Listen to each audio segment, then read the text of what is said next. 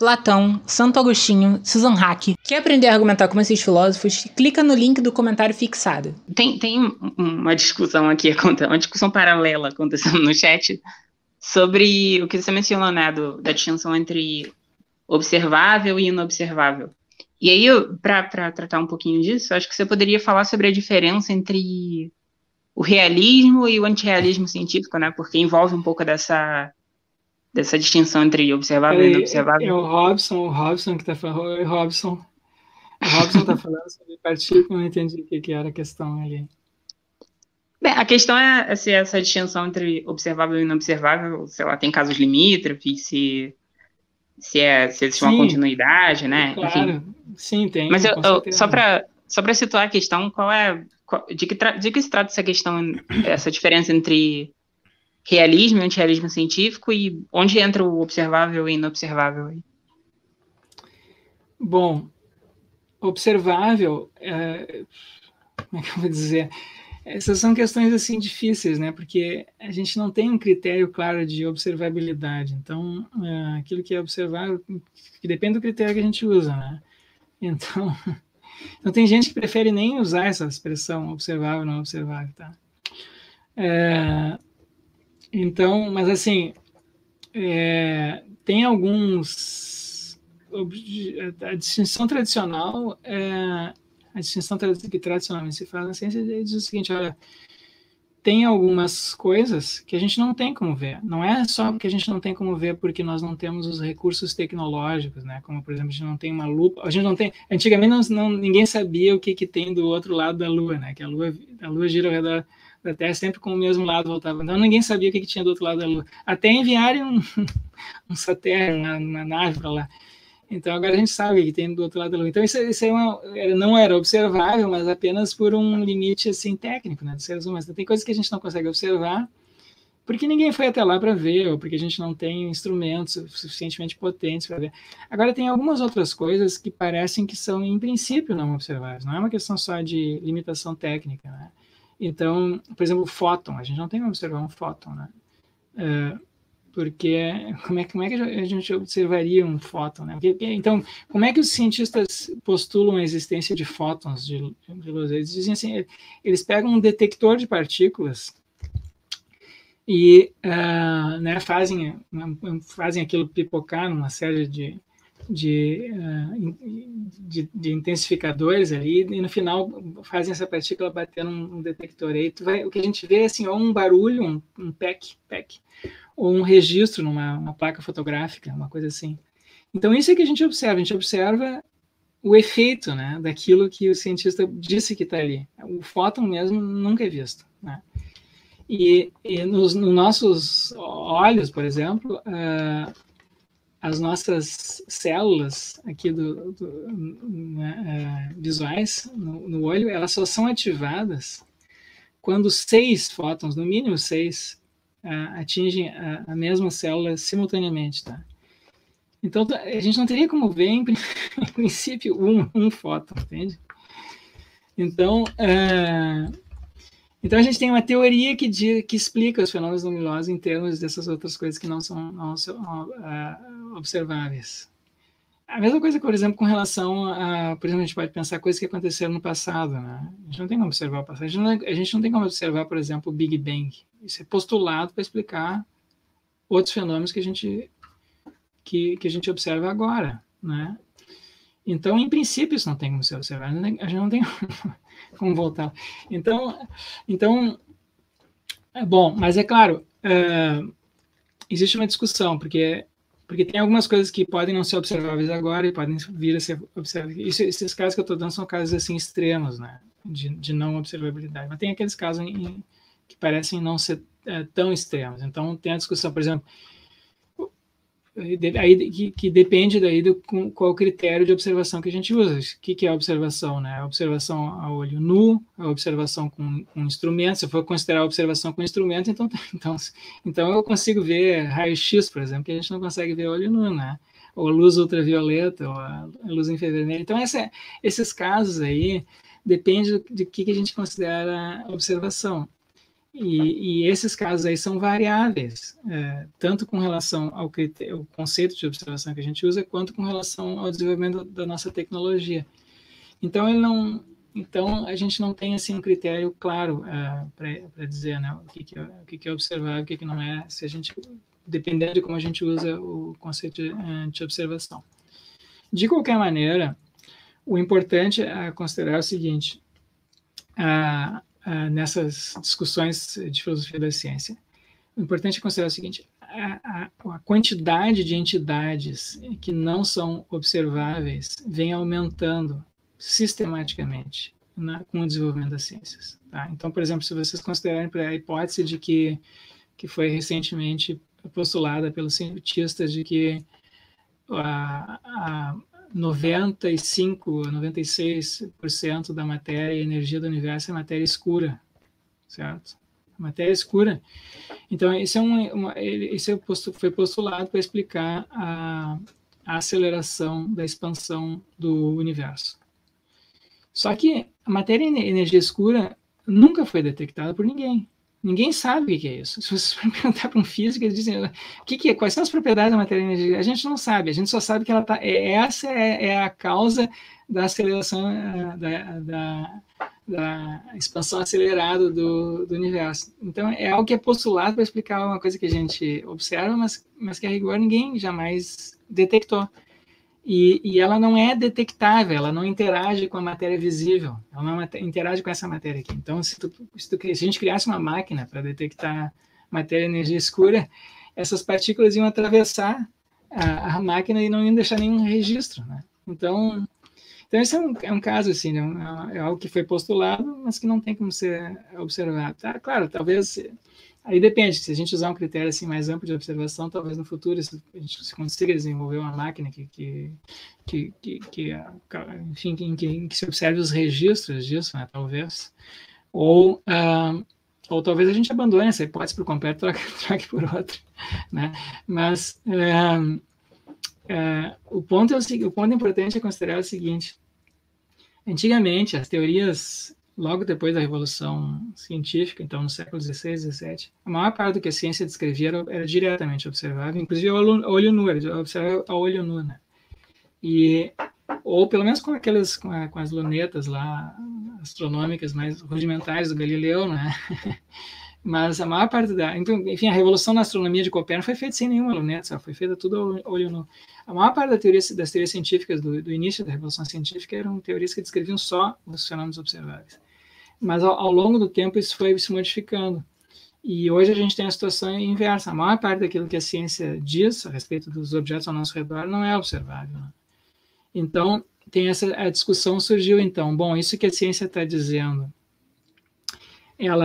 o estatuto das afirmações científicas a respeito dessas coisas que não são observáveis é o mesmo com relação ao estatuto das coisas que são diretamente observáveis?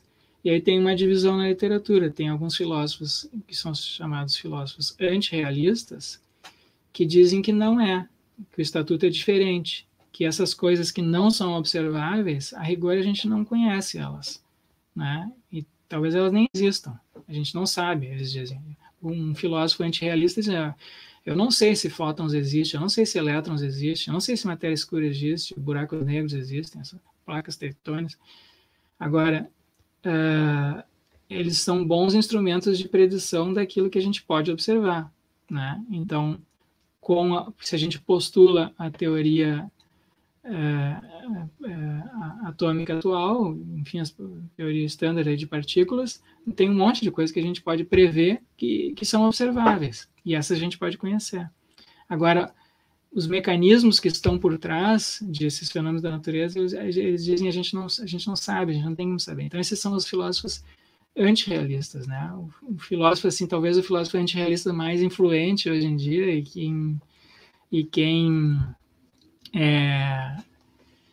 quem motivou essa discussão que aconteceu a partir da década de 80 é o filósofo Bas van Fraassen, né?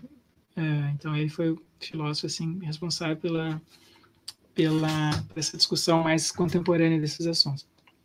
Mas a maior parte dos filósofos, assim como a maior parte dos cientistas, são realistas. né? É claro que isso é um critério puramente assim sociológico, e como vocês sabem, a filosofia não é uma democracia, às vezes a maioria está errada, né? Então dizer que a maioria pensa de um jeito não é um argumento assim filosófico, é irrelevante do ponto de vista assim do raciocínio, né? Mas enfim, é um fato, né? A maior parte dos cientistas e a maior parte dos filósofos são realistas, quer dizer, Mas isso, segundo a pesquisa do Chalmers, deu esse resultado? Não sei. Eu não sei o que deu na pesquisa. Eu tinha em mente que deu um resultado meio difuso, assim, porque... Pode ser que eu esteja enganado. Minha experiência...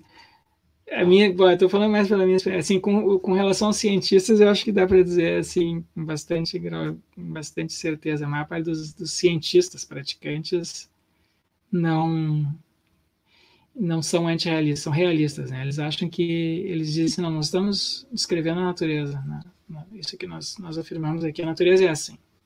Então, eles não veem essas hipóteses científicas sobre coisas não observáveis como meras abstrações ou meros instrumentos. Eles acham que estão descrevendo coisas reais.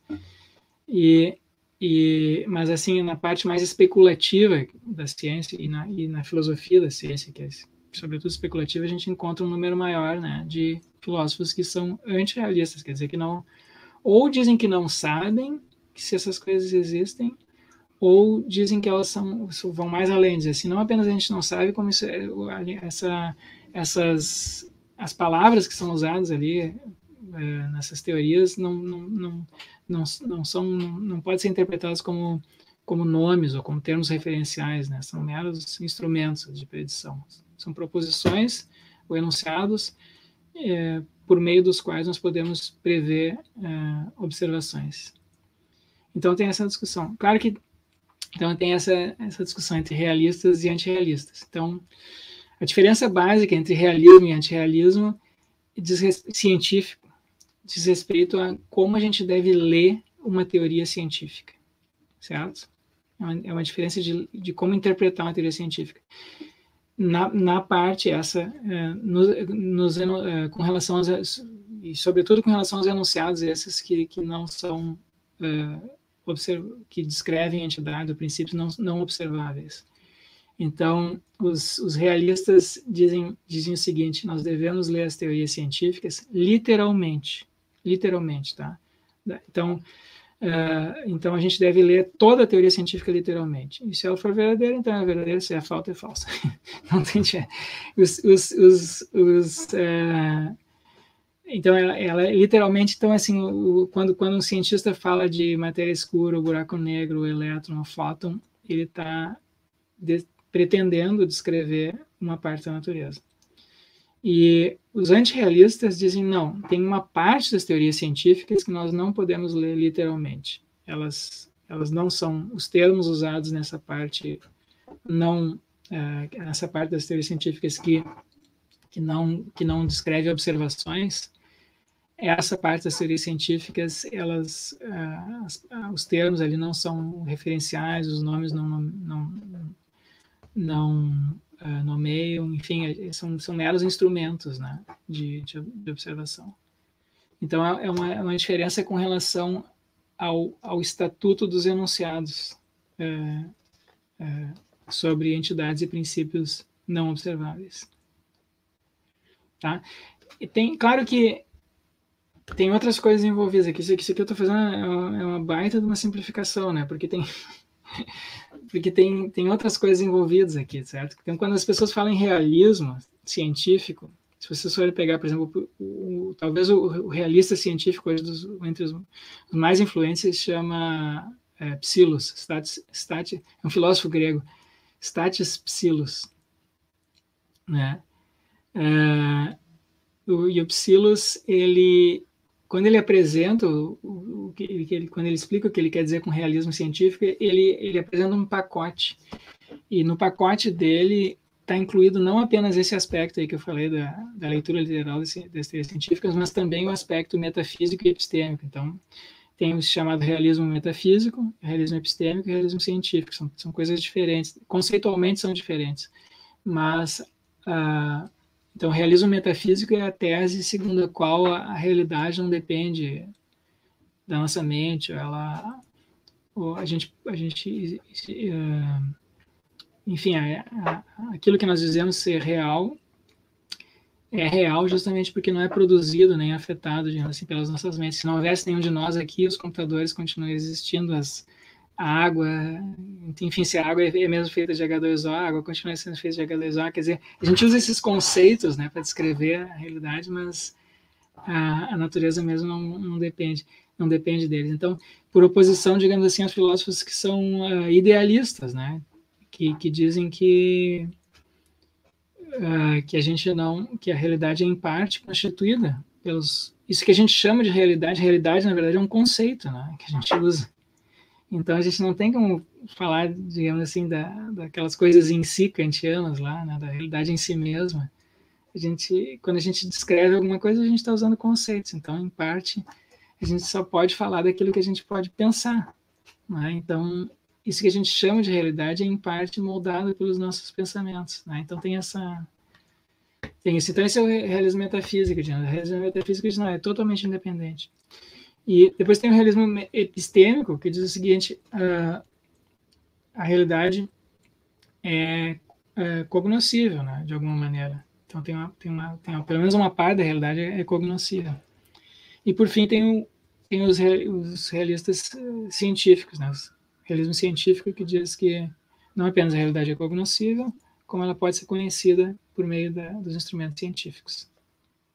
Mas se vocês forem ler os realistas científicos, mesmo tipo Psilos, vocês vão ver que ele junta tudo num pacote só, né? Mas conceitualmente a gente pode distinguir, enfim. Então essa é a distinção aí que se faz. Mas claro, não são as únicas alternativas, né? Tem outras alternativas, além do realismo e antirrealismo, tem uma alternativa importante, que é a alternativa desenvolvida pelo positivista lógico Rudolf Carnap. Então, o Rudolf Carnap diz que tanto o realismo quanto o antirrealismo são teses metafísicas. E o Carnap diz: eu não sou metafísico, eu acho que nem o realismo nem o antirrealismo faz sentido, ele diz. A gente não pode nem falar em realismo nem em antirrealismo. Porque quando a gente fala que a ciência conhece a realidade ela mesma, né, ou não tem como conhecer, a gente está se colocando, digamos assim, num ponto de vista que é externo a qualquer teoria, né? Então a gente está dizendo, essa teoria aqui tem uma teoria e ela descreve a realidade, mas qual é o ponto de vista a partir do qual nós estamos falando quando a gente diz que essa teoria aqui descreve a realidade? É um ponto de vista que o cara diz externo, né? Essa teoria e a própria realidade. E o Carnap diz: esse ponto de vista não existe, isso é uma metafísica, é uma ilusão. Então o Carnap diz o seguinte: eu sou irênico, né, ou neutro com relação a essas coisas, eu não faço postulações metafísicas. Então, se vocês quiserem conhecer, esse é um assunto, assim, a tese do Carnap é super interessante. E recentemente, um ano, quando é que foi? Em 2019, 2018, um colega nosso aqui, o Gilson Olegário, defendeu uma tese na Unicamp justamente apresentando e defendendo a concepção de Carnap, que é uma alternativa interessante, né? Olá, eu sou Ilã Marinho, eu faço mestrado em filosofia. Ofereço para vocês um curso introdutório, leve e didático sobre como argumentar como um filósofo. O curso custa somente R$40 e não R$ 39,99 para te ludibriar, porque um bom filósofo não faria isso. É um curso de 40 horas com explicações e exercícios. O que você acha de aprender a argumentar como um filósofo? Clica no link do comentário fixado e você vai aprender tudo sobre isso.